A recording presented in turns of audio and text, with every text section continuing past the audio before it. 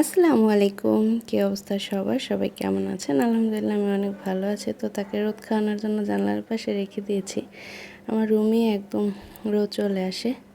আম্মু সকাল সকাল গরম দুধ তারপর মালটা কেটে রেখে দিয়েছে খাওয়ার জন্য।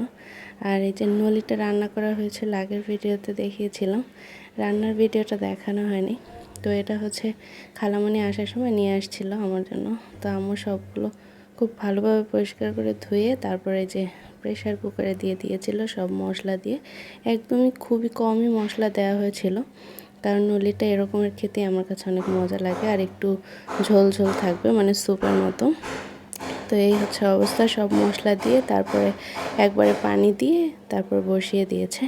প্রেশার কুকারে 16টা সিটি দেওয়ার পরে এটা খুবই মজা হয়েছিল খেতে।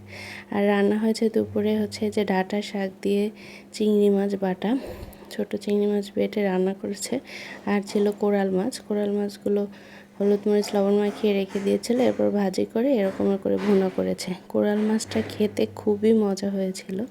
আর আমার তো কোরাল মাছ এমনিতেই অনেক বেশি পছন্দ।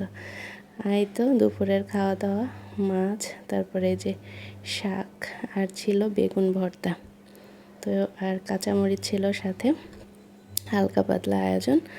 তো খালামণি চানাচুর নিয়ে আসছে, সেটাই আম্মু খুলে বাটা ভরে নিচ্ছে। অনেক দিন পরে বোম্বে সুইটসের এই চানাচুরটা খেলাম, তো মনে হলো একটু কাঁচামরিচ ধনিয়া পাতা আর তেল দিয়ে একটু মাখিয়ে নিলে খেতে মজা লাগবে। তো আমি ছোট একটা বাটিতে নিয়ে নিচ্ছি আর খেয়ে নিলাম। Thanks for watching.